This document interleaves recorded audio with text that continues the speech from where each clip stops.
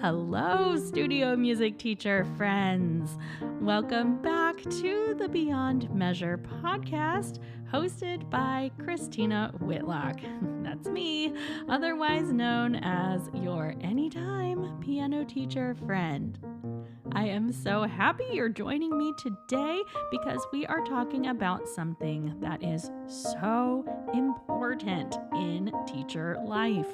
We're talking today about emotional labor, which sounds like a real downer, right?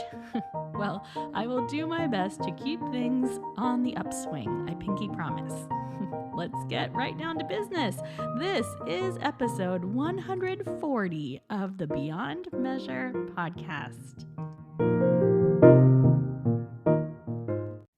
I wanted to thank a couple of teachers who helped inspire today's episode.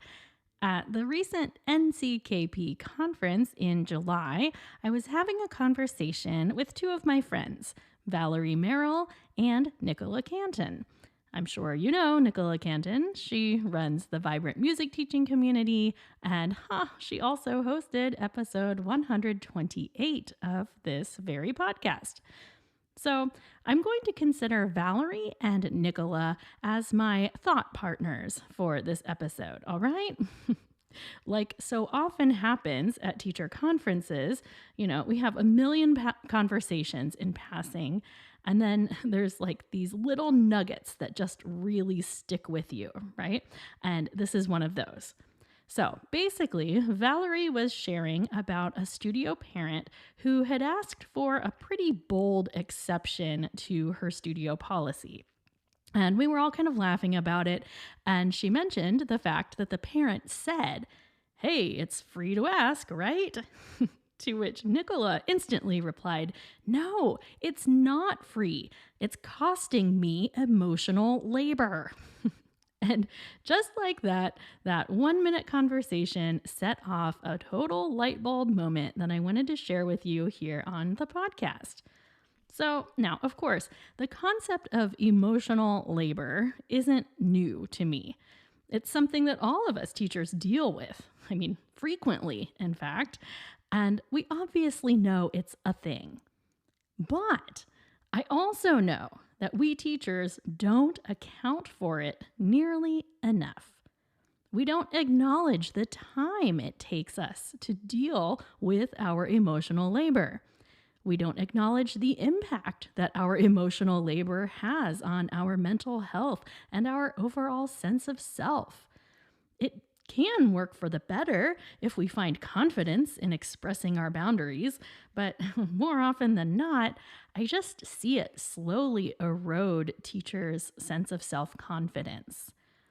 I used to tell my college students, like when they would try to flatter me with all their compliments and tell me how they wished more professors were as genuinely invested in their education as I was, I would tell them that that's because I was still relatively new to university life, and otherwise, they wear their teachers out. All the excuses, the constant workarounds, hunting for loopholes, and the complaining and the requests for exceptions. It's all so exhausting after a while, right? I can practically feel you nodding in agreement through cyberspace right now. Emotional labor is hiding around every corner of teacher life. Oh, Johnny doesn't seem like he's enjoying his lessons, so what do I need to do differently? Oh, Susie's mom seems like she's frustrated with me about something. I wonder what's going on. Ugh, Amy's dad doesn't want to pay for that missed lesson, but I'm counting on the money. What should I do? Wait, my neighbor is taking lessons from someone else. Do they not think I'm good enough? Oh no. I'm telling you, emotional labor is everywhere. But here's what I have to say about emotional labor today. It's part of the job. It's just part of the territory.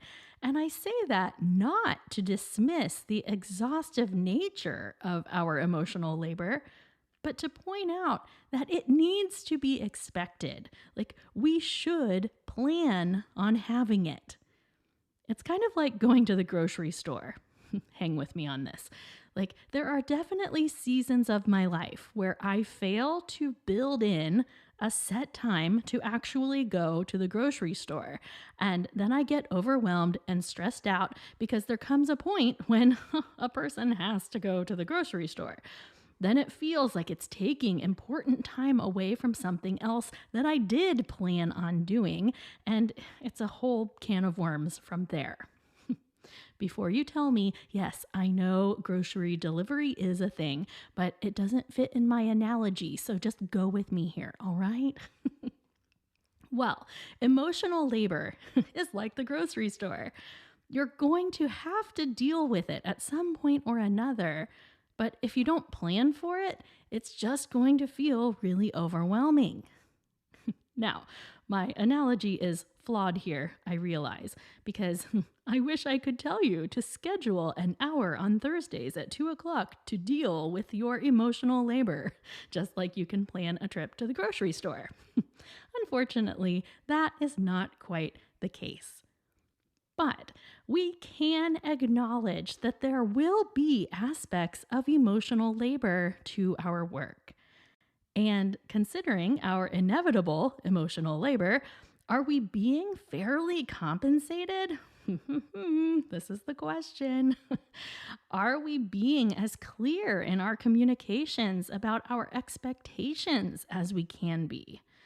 That was last week's episode, by the way, so don't sleep on that one.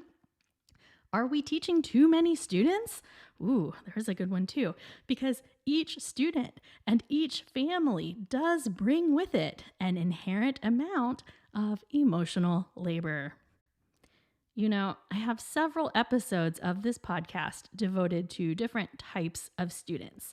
So I have the quiet ones, which was way back in episode 5. I have the challenging ones, episode 61. I've got episode 74 on the chatty ones and episode 123 on the surprising ones. Each of these student types, the quiet ones, the challenging ones, the chatty ones, and the surprising ones, each of them come with their own unique forms of emotional labor. One of my biggest problems with the idea of the more students, the better, is the fact that we ultimately miss the amount of emotional labor that comes with each student. Anyway, I don't want to get too far off topic here, but suffice to say, I want you to factor in the emotional labor of teaching into your own vision of what you do. The act of having to put a dollar amount on the value that you bring and the skills that you possess, that's emotional labor. The act of piecing together your own income from multiple sources of revenue, that is emotional labor. So before we wrap this party up, I need to remind you of one more thing. We cause emotional labor for our students as well. And we also cause it for their parents. So, don't get caught up in this, oh, woe is me, teaching is so exhausting mindset, okay? Yes, it is a demanding job. But families are entrusting us with their time and their money and their children, and that results in a lot of emotional labor for them as well. Believe me, there is nothing more costly in emotional labor than parenting and budgeting for parenting and scheduling for parenting. It's just so much. So, when that parent in the original scenario today says, well, it's free to ask, what they might as well be saying is, I'm going to see if I can push off some of my own emotional labor onto you. A transfer of sorts. It's not meant to be malicious or even annoying. It's just part of our job. And how we handle it is going to help frame everything else. I just loved how quickly Nicola was able to put the label on it. Oh, This is emotional labor. And once you label it as such, I think it's so much easier to deal with. So, the takeaway today is to acknowledge the inevitability of emotional labor. Factor it into your tuition costs. Recognize that every family you deal with is going to require a certain amount of it. In my episode on the challenging students, I mentioned that I actually enjoy having a few challengers in my mix. But only a few, right?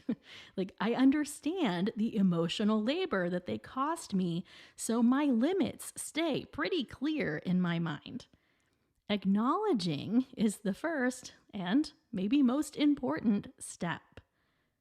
Okay, before we go, this is exciting. I'm going to host a live Zoom webinar on Monday, August 28th at 1:00 p.m. Eastern Time. I'm calling it Getting Our Acts Together. And we're focusing on a handful of proactive things that we can do to make sure that our upcoming studio year is the best one yet. Any teacher of any instrument is welcome and should find value in this webinar. So I just need you to head to christinawhitlock.com/together to register and get the link. That's Monday, August 28th at 1:00 p.m. Eastern Time. I will send out a replay for anyone who registered, but if you watch the replay, you also don't get access to the chat, and that is where a lot of magical things tend to happen. So I would love for as many of you as possible to come to the live webinar on Monday, August 28th at 1:00 p.m. So we will also be chatting about the next 6-week session of the Studio Foundations course then. So if that has been on your radar at all, you definitely do not want to miss the webinar. All right, so on that note, let me offer a toast.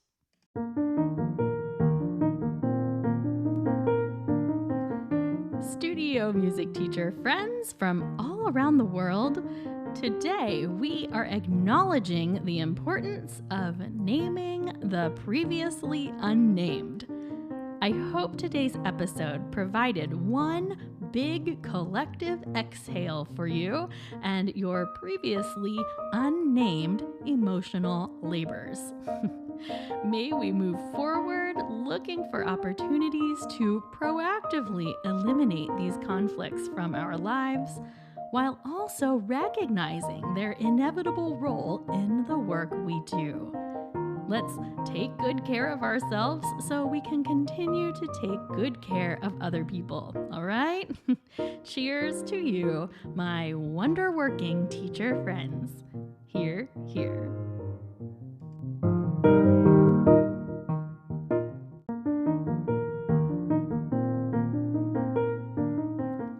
As always, thank you for listening to episode 140 of the Beyond Measure podcast. You are absolutely, no doubt about it, the best audience on the internet. I love the quality of the human beings who rally around this show. If you know anyone who would benefit from today's episode or any of the others, please consider sharing it with them. I am just really proud of the work we do here together, and I know there are other teacher friends out there who need us in their lives. Links to that webinar registration, the Patreon community, the One Thought Thursday e-letter, and so many more things are in today's show notes at christinawhitlock.com/episode 140. Onward and upward to naming the unnamed, friends. Be well.